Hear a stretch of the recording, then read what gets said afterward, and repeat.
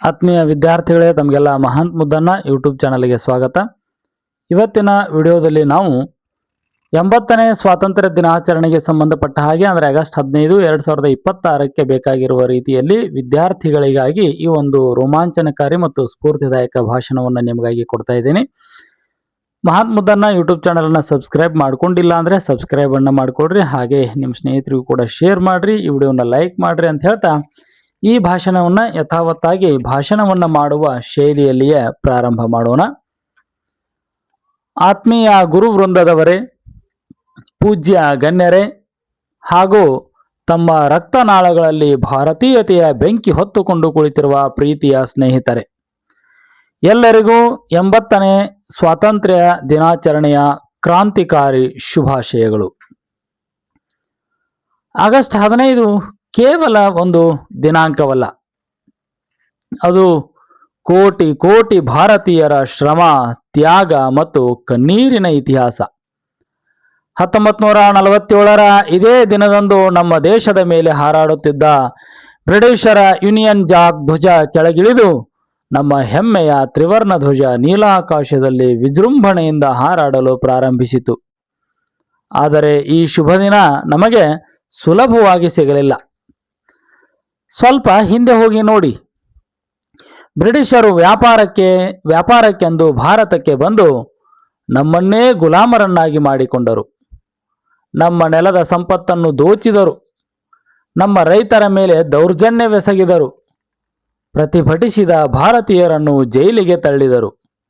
ಜಲಿಯನ್ ವಾಲಾಬಾಗ್ನಲ್ಲಿ ಸಾವಿರಾರು ನಿರಪರಾಧಿಗಳನ್ನು ಗುಂಡಿಕ್ಕಿ ಕೊಂದಾಗ ಇಡೀ ಭಾರತದ ಮಣ್ಣು ಕೆಂಪಾಯಿತು.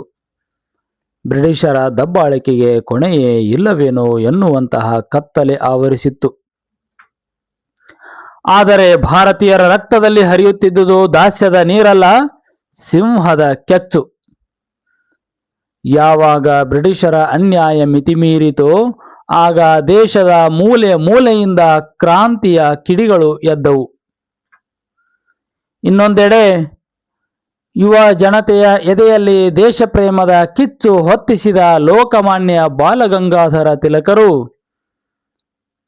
ಸ್ವರಾಜ್ಯ ನನ್ನ ಜನ್ಮಸಿದ್ಧ ಹಕ್ಕು, ಅದನ್ನು ನಾನು ಪಡೆದೇ ತೀರುತ್ತೇನೆ ಎಂದು ಸಿಂಹ ಗರ್ಜನೆ ಮಾಡಿ ಬ್ರಿಟಿಷರ ಎದೆಗೆ ನಡುಕ ಹುಟ್ಟಿಸಿದರು. ಅಹಿಂಸಾ ಮಾರ್ಗದ ಮೂಲಕ ಬ್ರಿಟಿಷರ ಬೃಹತ್ ಸಾಮ್ರಾಜ್ಯವನ್ನೇ ನಡುಗಿಸಿದ ರಾಷ್ಟ್ರಪಿತ ಮಹಾತ್ಮ ಗಾಂಧೀಜಿಯವರು, ಸತ್ಯ ಮತ್ತು ಅಹಿಂಸೆಯೇ ನನ್ನ ದೇವರು, ಬದಲಾವಣೆ ಜಗತ್ತಿನಲ್ಲಿ ಬರಬೇಕಾದರೆ ಮೊದಲು ಅದು ನಮ್ಮಿಂದಲೇ ಪ್ರಾರಂಭವಾಗಬೇಕು ಎಂದು ಜಗತ್ತಿಗೆ ಮಾದರಿಯಾದ ಹೋರಾಟದ ಹಾದಿ ತೋರಿಸಿದರು.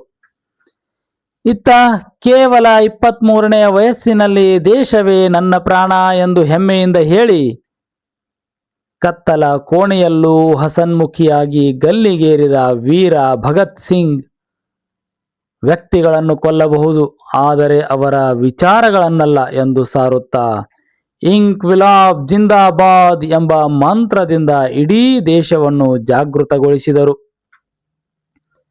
ಇನ್ನು ತಮ್ಮದೇ ಸ್ವಂತ ಸೇನೆ ಆಜಾದ್ ಹಿಂದ್ ಫೌಜ್ ಕಟ್ಟಿ ಬ್ರಿಟಿಷರ ಎದೆಗೆ ಸಿಂಹ ಸ್ವಪ್ನವಾದ ನೇತಾಜಿ ಸುಭಾಷ್ ಚಂದ್ರ ಬೋಸ್, ನೀವು ನನಗೆ ರಕ್ತ ಕೊಡಿ, ನಾನು ನಿಮಗೆ ಸ್ವಾತಂತ್ರ್ಯ ತಂದು ಕೊಡುತ್ತೇನೆ ಎಂದು ಘರ್ಜಿಸಿದಾಗ ಕೋಟ್ಯಂತರ ಯುವಕರು ಪ್ರಾಣವನ್ನೇ ತೃಣಕ್ಕೆ ಸಮಾನವಾಗಿ ಎನಿಸಿ ಹೋರಾಟಕ್ಕೆ ಧುಮುಕಿದರು.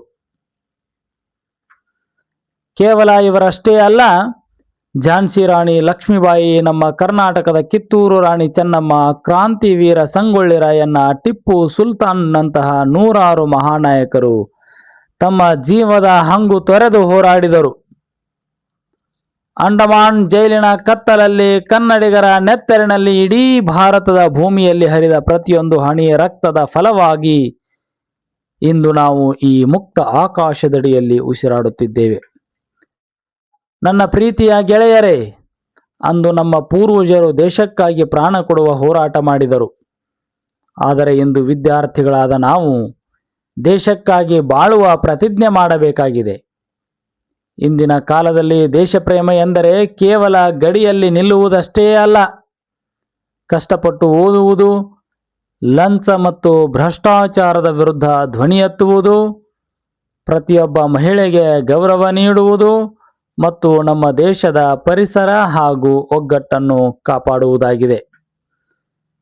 ಬನ್ನಿ, ಈ ಪವಿತ್ರ ದಿನದಂದು ಆ ಮಹಾನ್ ತ್ಯಾಗಾತ್ಮರ ಚರಣಗಳಿಗೆ ಶಿರಬಾಗಿಸಿ ಪ್ರಣಾಮ ಸಲ್ಲಿಸೋಣ. ನಾವು ಭಾರತದ ಕೀರ್ತಿ ಪತಾಕೆಯನ್ನು ವಿಶ್ವದ ತುದಿಯಲ್ಲಿ ಹಾರಿಸುತ್ತೇವೆ ಎಂದು ಶಪಥ ಮಾಡೋಣ. ಇಂಕ್ವಿಲಾಬ್ ಜಿಂದಾಬಾದ್, ಭಾರತ್ ಮಾತಾ ಕಿ ಜೈ. ಜೈ ಹಿಂದ್, ಜೈ ಕರ್ನಾಟಕ. ಆತ್ಮೀಯ ವಿದ್ಯಾರ್ಥಿಗಳೇ, ಇದಿಷ್ಟು ಸ್ವಾತಂತ್ರ್ಯ ದಿನಾಚರಣೆಗೆ ಸಂಬಂಧಪಟ್ಟಿರುವಂತಹ ಭಾಷಣವಾಗಿತ್ತು. ಇನ್ನು ನಮ್ಮ ವಿಡಿಯೋ ಲೈಕ್ ಮಾಡಿಲ್ಲ ಅಂದ್ರೆ ಲೈಕ್ ಮಾಡಿ, ಹಾಗೆ ಸಬ್ಸ್ಕ್ರೈಬ್ ಮಾಡಿಕೊಡ್ರಿ, ನಿಮ್ಮ ಸ್ನೇಹಿತರಿಗೂ ಕೂಡ ಶೇರ್ ಮಾಡ್ರಿ ಅಂತ ಹೇಳ್ತಾ ಇವತ್ತಿಗೆ ಇಲ್ಲಿಗೆ ಈ ವಿಡಿಯೋವನ್ನು ಮುಗಿಸೋಣ. ಮತ್ತೆ ನಿಮಗೇನಾದರೂ ಬೇಕಾದರೆ ಕಮೆಂಟ್ ಬಾಕ್ಸಲ್ಲಿ ಕಮೆಂಟನ್ನು ಮಾಡಿರಿ, ನಾನು ಅದಕ್ಕೆ ಸಂಬಂಧಪಟ್ಟ ಹಾಗೆ ವಿಡಿಯೋಗಳನ್ನು ಮಾಡ್ತೀನಿ. ಹಾಗೆ ಈ ವಿಡಿಯೋದ ಡಿಸ್ಕ್ರಿಪ್ಷನಲ್ಲಿ ವಾಟ್ಸಪ್ ಚಾನಲ್ ಲಿಂಕ್ ಇದೆ, ನೀವು ಅಲ್ಲಿಗೆ ಜಾಯ್ನ್ ಆದರೆ ನಾನು ಮಾಡುವಂತಹ ವಿಡಿಯೋಗಳನ್ನು ಅಲ್ಲಿ ನಿಮಗೆ ಶೇರ್ ಮಾಡ್ತಾ ಇರ್ತೇನೆ. ಧನ್ಯವಾದಗಳು.